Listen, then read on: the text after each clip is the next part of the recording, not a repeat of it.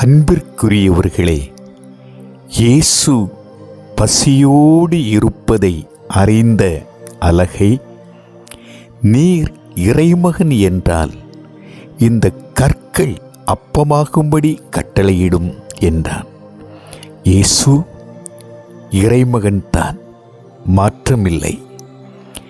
இயேசுவினுடைய பதில், மனிதர் அப்பத்தினால் மட்டுமல்ல, மாறாக கடவுளின் வாய் சொல் ஒவ்வொன்றாலும் வாழ்வர். அன்புக்குரியவர்களே, இயேசு கல்லை அப்பமாக்க அவர் ஒரு மேஜிக்காரர் அல்ல, அவர் இறைமகன்.